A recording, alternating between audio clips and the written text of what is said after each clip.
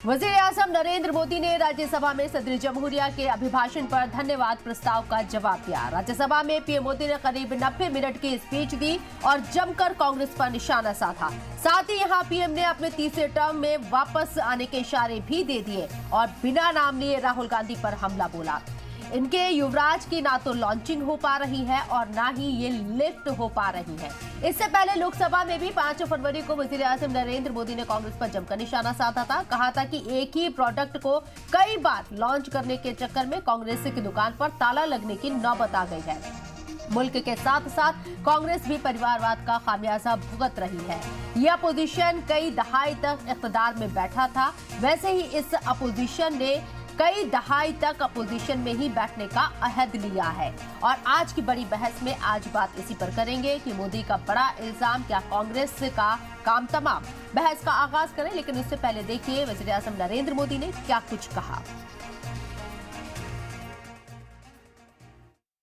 इस सदन में अंग्रेजों को याद किया गया। अब राजा महाराजाओं का तो अंग्रेजों के साथ गहरा नाता रहा था उस समय। तो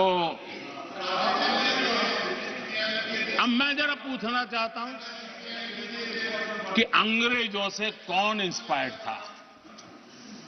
मैं तो ये तो नहीं पूछूंगा कि कांग्रेस पार्टी को जन्म किसने दिया था,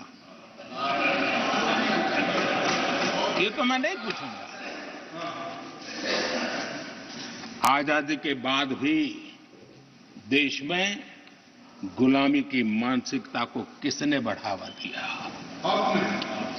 अगर आप अंग्रेजों से प्रभावित नहीं थे तो अंग्रेजों की बनाई दंड संहिता पिनल कोड आपने क्यों नहीं बदली।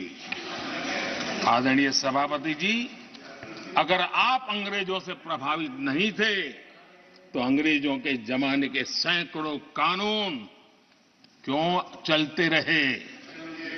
आप अगर अंग्रेजों से प्रभावित नहीं थे तो लाल बत्ती कल्चर, ये लाल बत्ती कल्चर इतने दशकों बाद भी क्यों चलता।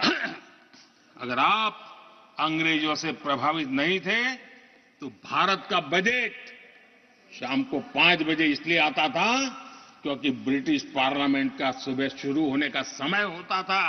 ये ब्रिटेन की पार्लियामेंट के समय के अनुकूल शाम 5 बजे बजट की परंपरा क्यों चलाए रखी थी आपने। कौन अंग्रेजों से इंस्पायर था।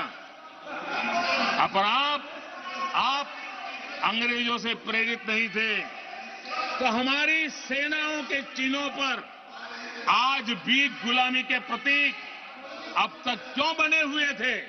हम एक के बाद एक हटा रहे हैं। जिस कांग्रेस ने आजादी के बाद से ही कंफ्यूज रही, उनको उद्योग जरूरी है कि खेती जरूरी है, उसी कंफ्यूजन में गुजारा किया। जो कांग्रेस तय नहीं कर पाई कि नेशनलाइजेशन करना है कि प्राइवेटाइजेशन करना है, उलझती रही। जो कांग्रेस 10 वर्ष में 12 नंबर से 11 नंबर पर आर्थिक व्यवस्था ले आ पाई। 10 साल में 12 से 11 नंबर। और आप 12 से 11 आने में बहुत मेहनत नहीं पड़ती है। जैसे जैसे आगे बढ़ते हैं तो मेहनत और बढ़ती है। हम 10 साल में 5 नंबर पे ले आए। जिस कांग्रेस ने सत्ता के लालच में सरेआम लोकतंत्र का गला घोंट दिया था, जिस कांग्रेस ने दर्जनों बार लोकतांत्रिक तरीके से चुन करके आई सरकारों को रातों रात भंग कर दी थी,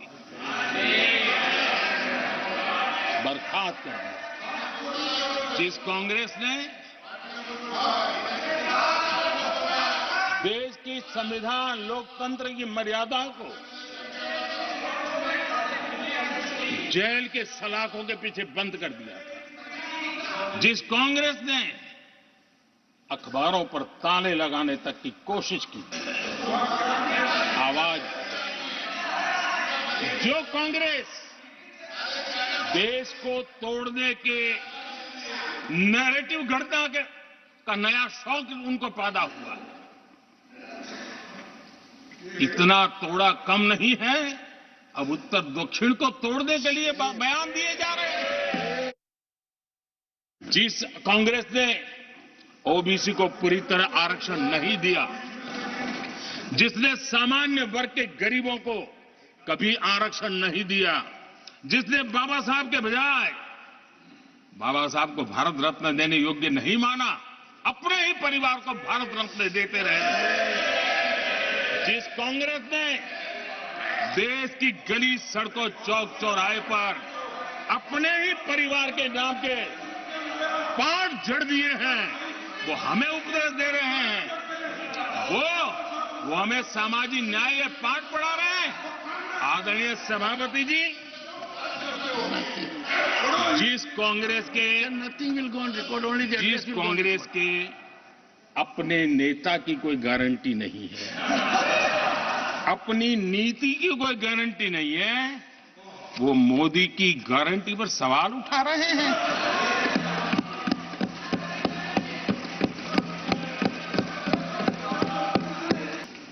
इन दिनों काफी बातें हो रही जाति की, फिर से एक बार क्यों जरूरत पड़ गई उनको मैं तो नहीं जानता हूं, लेकिन अगर उनको जरूरत पड़ी है तो पहले जरा अपने गरिबान में झांके, उनको पता चलेगा क्या किया है।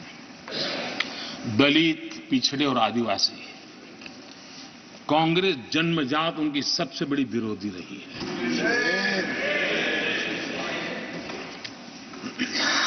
और मैं तो कभी कभी सोचता हूं, अगर बाबा साहब न होते ना, तो शायद कि एससी एसटी को आरक्षण मिलता कि नहीं मिलता, ये भी मेरे मन में सवाल उठता है।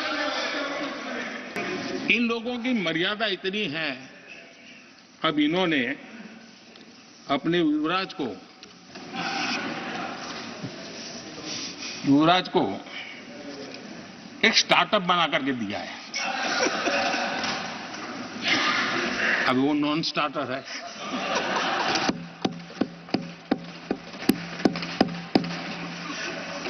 न तो लिफ्ट हो रहा है, न वो लॉन्च हो रहा है।